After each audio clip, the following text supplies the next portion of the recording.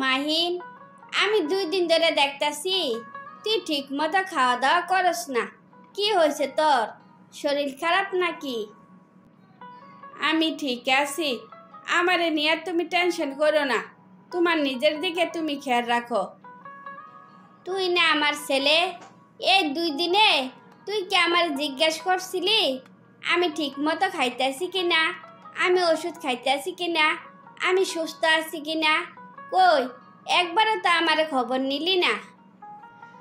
আসলে হয়েছে কি, মনটা অতটা ভালো না, তাই তোমার খোঁজ নিতে পারি নাই।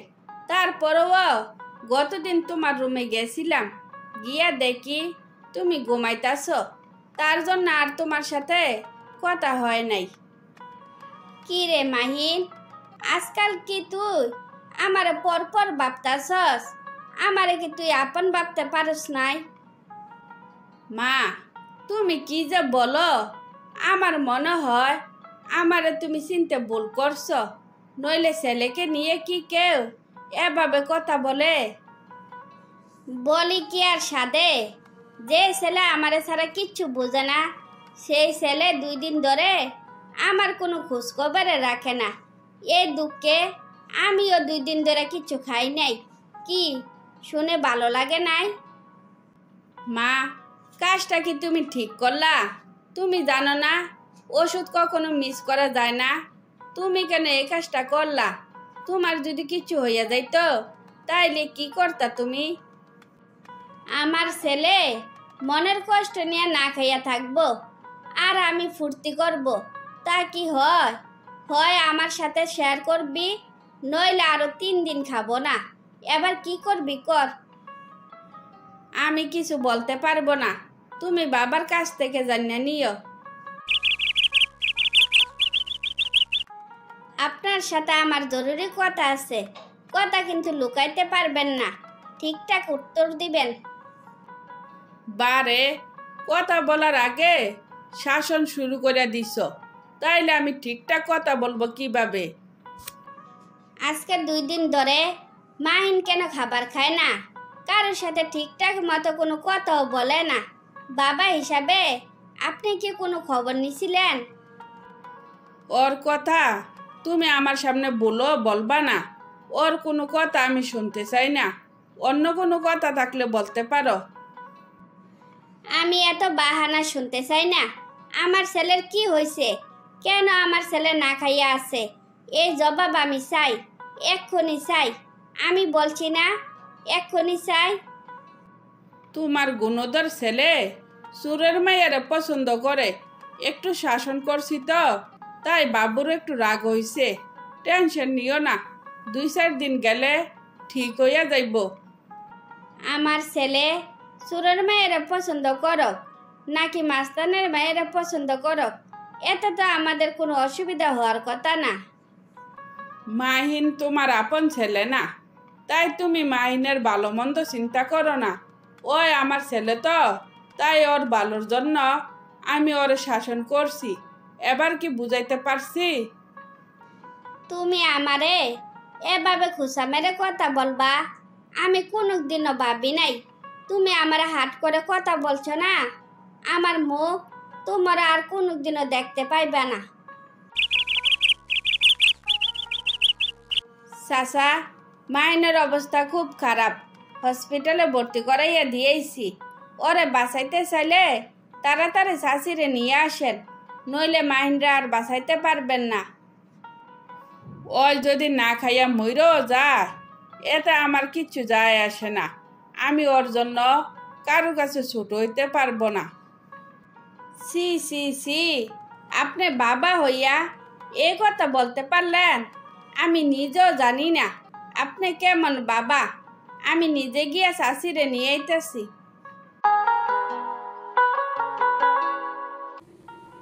মা, তুমি আসছো, আমি জানতাম তুমি না এসে পারবা না।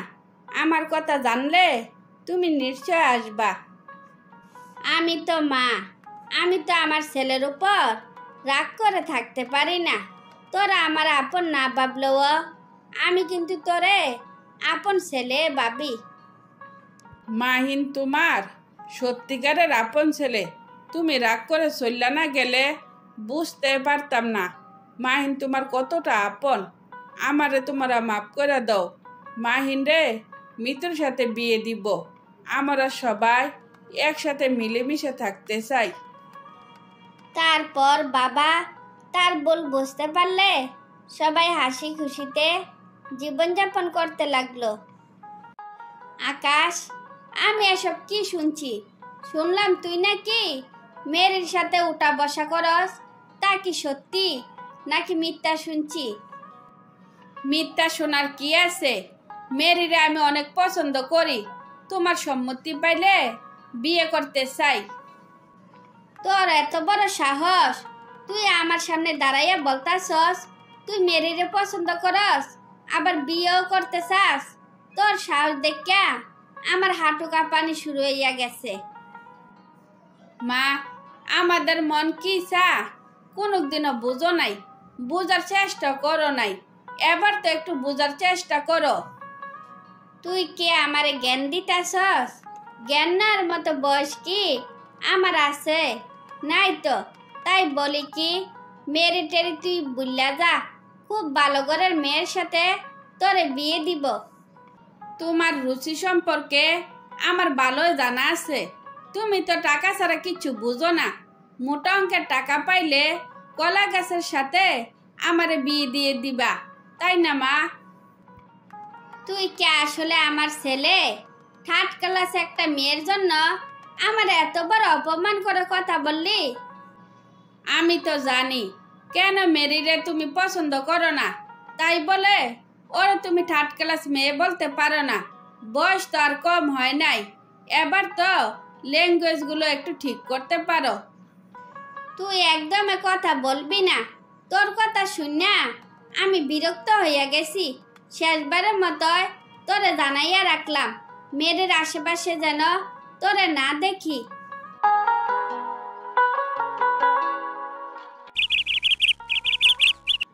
আকাশ, তুই আমারে ডাকছস কেন? তুই জানাস না কারোর সাথে কথা বললে যে তোর মা পছন্দ করে না? জানা সত্ত্বেও আমারে ডাকছস কেন? কি বলবি তাড়াতাড়ি বল। তুই যে একসাথে এতগুলো কথা বললি, আমি কোনটার উত্তর দিব বলতো? আগে বল, তোর সাঁতারটা কই? তুই এই কথা জানার জন্য আমারে ডাকছস? আমারে জিজ্ঞাস না কইরা তোর মারে জিজ্ঞাস করতে পারস নাই? তাইলে তো আর এত কষ্ট করে আমারে ডাকা লাগতো না।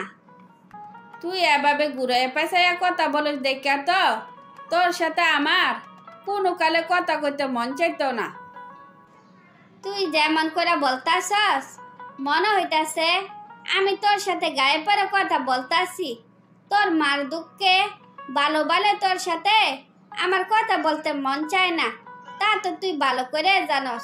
তাইলে খুশা মেরে কথা বলছস কেন? আমি কে আমার সাথে ঝগড়া করার জন্য তোরে ডাকছিলাম? এমনিতে মন মেজাজ ভালো না, তার উপরে তুই আমার সাথে উল্টাপাল্টা কথা বলতাছস।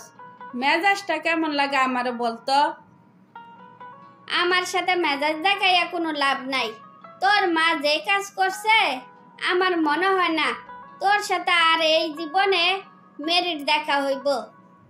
দেখা করা লাগবো না, তুই শুধু আমারে বল মেরি কোথায় আছে। পরেরটা আমি দেখতাছি। আর আমি যে মেরির খোঁজ করতাছি মা যেন কোনোভাবে জানতে না পারে। তোর মা সাথ দিছে মেরিরে যাতে 1 সপ্তাহের মধ্যে বিয়ে দেয়া দেয়। তার জন্য মেরির বাপ মা বিয়ে দেওয়ার জন্য উঠটা পড়া লাগছে। এই জন্য মেরি আর বাড়ি থেকে বের হয় না। এবার তো বুঝলি? মা আমারে চিনে না। আমি বাচ্চা থাকতে মার স্বপ্ন কোনোদিনও পূরণ হইতে দিব না।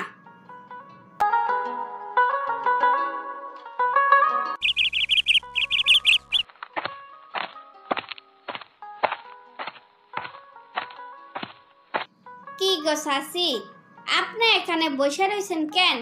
সন্ধ্যা হয়ে আসতেছে, আপনি কি বাড়ি যাইবেন না? হুসটকাইয়া পইরা আমার বাম পাটা মস্কাইয়া গেছে। নিচে পা পালাইতে পারতাছি না, যাইতেও পারতাছি না। ময়নারে রূপারে কত করে বললাম আমার একটু বাড়িতে দিয়া। ওরা তো আমারে দিয়ে আসলো না, উল্টা আমারে কতগুলো কথা শোনাইয়া গেল। ওরা ছোট, ওরার কথা কিছু মনে করেন না, চলেন আপনারা আমি বাড়ি দিয়ে আসি। মা, কি ব্যাপার? মেরিরে দেখলাম আমাদের বাড়ি থেকে বের হইল, আবার কি হইল যে ওরে বাড়ি অবধি ডাকা লাগলো? তুমি আর কোনোদিনও ঠিক হইবা না। আমার পা মস্কাইয়া গেছিল, মেরে বাড়িতে আইনা লবণ দিয়ে গরম পানি কইরা পায়ে সেকা দিছে। তারপর আমার পায়ের ব্যথা কমছে, একটু শান্তি লাগতাছে।